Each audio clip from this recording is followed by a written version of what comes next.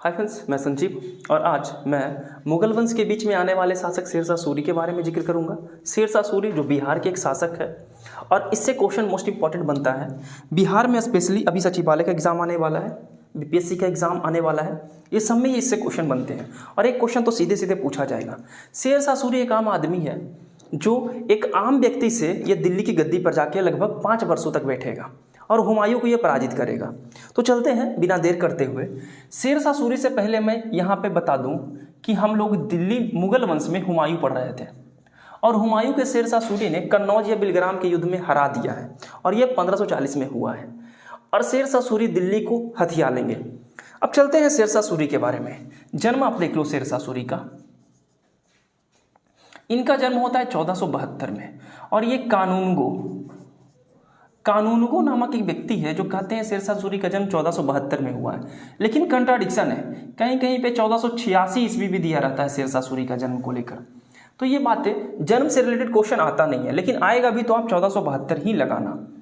बचपन का नाम इनका देखते हैं। इनके बचपन का नाम तो पूछा जाता है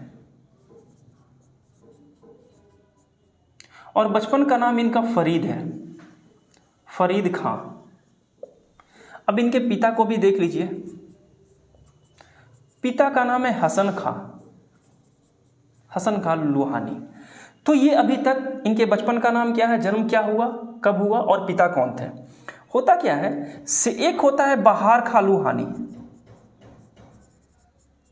बहार खां लोहानी एक समय की बात है कि फरीद एक झटके में अपने तलवार से एक शेर को मार डालते हैं। इससे प्रसन्न होकर दक्षिण बिहार का ये शासक बहार खां लोहानी फरीद को शेर खां की उपाधि दे देंगे। अब इनकी पहली उपाधि ये है, शेर खां की उपाधि। अब जब ये शेर खां बन जाएंगे तो ये खुद से एक उपाधि धारण करेंगे जिनका नाम है हजरत ए आला। ये भी शेर खां का ही उपाधि है। बहार खां लोहानी की जब मृत्यु हो जाएगी तो बहार खां लोहानी की एक पत्नी होती है जिनका नाम होता है दूदू बेगम और ये बहार खां लोहानी की पत्नी है। ये बात याद रखिएगा, इनकी पत्नी है। इनसे ये शादी कर लेंगे, विवाह कर लेंगे। कौन विवाह करेंगे? शेर खां। और इनको बड़ा शौक था विधवा से विवाह करना। रणनीति इनकी ये थी कि बस अपने साम्राज्य का किसी भी तरीके से विस्तार करना है। बस ये सोच के चले थे कि हमको भारत से मुगल को भगा देना है और ये कामयाब भी हो जाते हैं। कहा जाता है कि अगर इनकी मृत्यु नहीं होती अचानक, दुर्भाग्यवश होता क्या है कि ये कालिंजर पे आक्रमण करेंगे और उक्का नामक अग्नेयास्त्र यानी तोप फट जाएगा जिनसे इनकी मृत्यु हो जाएगी। नहीं तो कभी भी भारत में फिर मुगल लौट कर नहीं आएंगे। इसीलिए हम इनकी मृत्यु के बाद ही हुमायूं आता है, जिसके कारण अकबर, जहांगीर, शाहजहां, औरंगजेब हमको पढ़ने के लिए मिलेगा। अगर ये नहीं मरते तो आज वो सब शासक ही नहीं होते। आगे चलते हैं। दूदू बेगम से यह शादी कर लिए। अब आगे चलते हैं चुनार का किला। आपको मैं बता चुका हूं लास्ट वीडियो में कि 1532 में हुमायूं चुनार के किले पे आक्रमण करेगा, लेकिन शेर खां चाहते हैं कि चुनार मेरे पास रहे। इससे दोनों के बीच संधि हो जाएगी। संधि के तहत चुनार का किला शेरशाह के पास ही रहने दिया जाएगा, लेकिन बदले में शेर खां हुमायूं को बोलेंगे कि हम हमेशा आपके वफादार रहेंगे, मुगलों के प्रति हमेशा वफादार रहेंगे। और इसके साबित करने के लिए शेर खां अपने एक पुत्र को भी हुमायूं के पास भेज देंगे। शेर खां है कौन? तो शेर खां हसन खां का पुत्र है और ये हसन खां जौनपुर का शासक है, जौनपुर का सूबेदार है। तो शेर खां अपने पिता के साथ लगभग 21 सालों तक अपने पिता के साम्राज्य में हाथ बटाएंगे, लेकिन अपनी मां से, सौतेली मां से परेशान होकर शेर खां अपने पिता के साथ छोड़ देंगे और मुगल सेना में जाकर भर्ती हो जाएंगे। इनके ये इतने ज़्यादा अच्छे व्यक्ति थे, मतलब सेना में ये इतना योग्य शासक व्यक्ति थे कि ये सेना से एक उच्च अधिकारी बन जाते हैं और उसका फायदा उठाकर ये अपने सेना को संगठित करना स्टार्ट करते हैं। अब होगा क्या, यहाँ अब वो दूर हम चले गए, थोड़ा आते हैं चुनार के किले पे। चुनार का किला का एक किलेदार होता है जिनका नाम होता है ताज खां और ताज खां की एक पत्नी होती है जिनका नाम है दूदू बेगम। ये हो गया, ये बहार खां की पत्नी है और ताज खां की पत्नी है लाड मलिका। लाड मलिका भी एक विधवा है क्योंकि ताज खां की मृत्यु हो गई। अब ये लाड मलिका से भी शेर खां शादी कर लेंगे।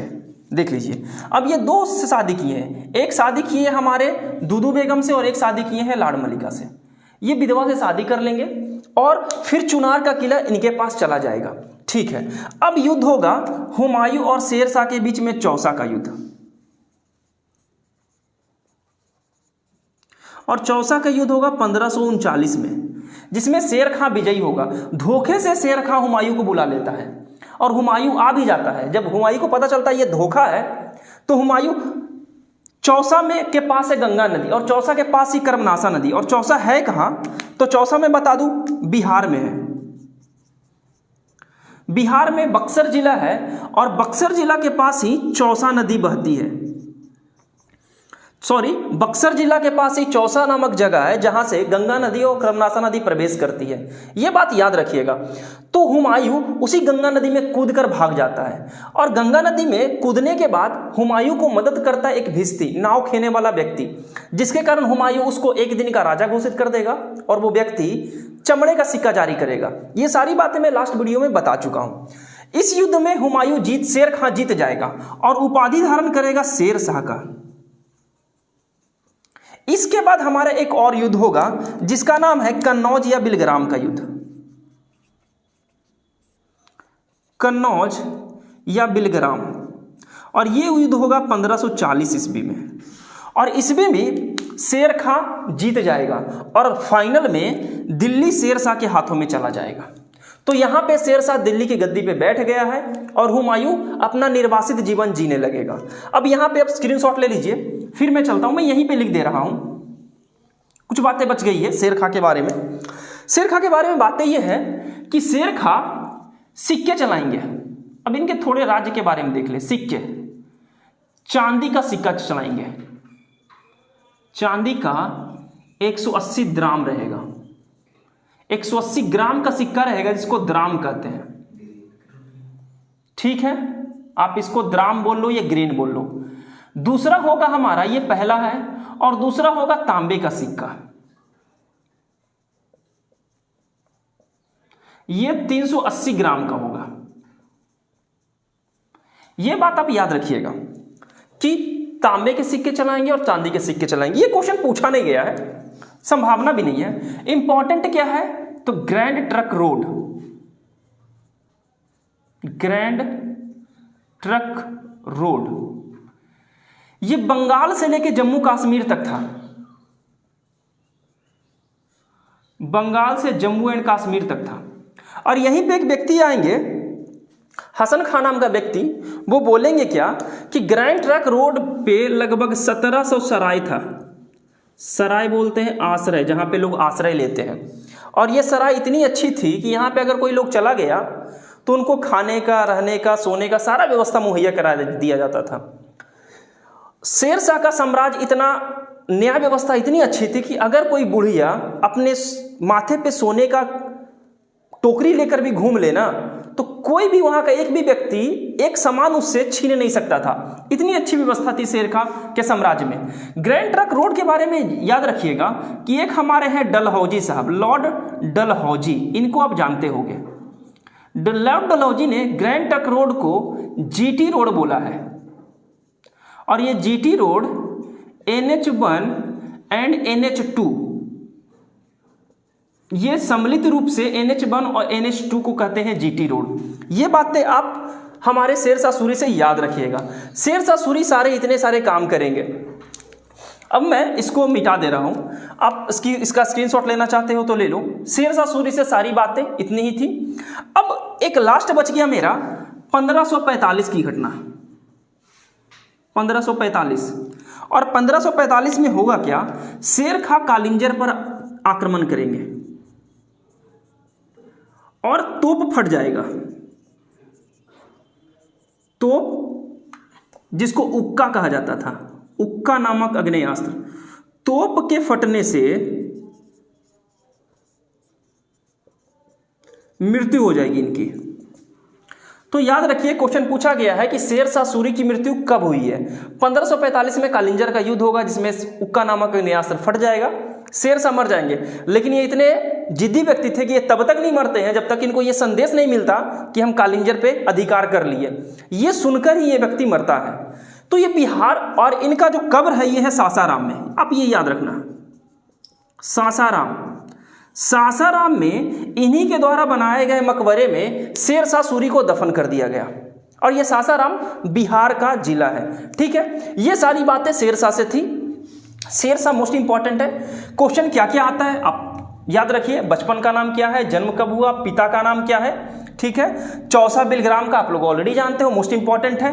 कहाँ इनकी अंतिम अभियान कौन सा था, इनको दफन कहाँ किया गया था, ग्रैंड ट्रक रोड का निर्माण कौन किया। ठीक है, और किस व्यक्ति ने ग्रैंड ट्रक रोड को जीटी रोड बोला है, और कौन सा एनएच मिलकर ग्रैंड ट्रक रोड का निर्माण करता है। ये सारी बातें शेरशाह सूरी से रिलेटेड है। इसी के बाद अब हम शेरशाह के बाद 1500 इसी के बाद इनके उत्तराधिकारी शासन करेंगे। और कब तक करेंगे, तो ये लगभग 1555 तक करेंगे। और 1555 में फिर से हुमायूं आएगा तैयार होकर और युद्ध करेगा, सरहिंद का युद्ध।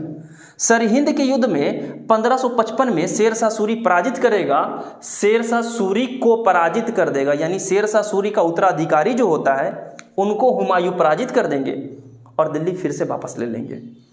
इन्हीं के बाद जब 1556 में हुमायूं की मृत्यु होगी सीढ़ियों से गिरने के उपरांत, तो अकबर बैठेंगे गद्दी पर। ये बातें याद रखिएगा। मैं फिर आऊँगा नेक्स्ट डे, अकबर के ऊपर जिक्र करूँगा। जाते जाते एज यूजुअल आपके लिए 2 क्वेश्चन।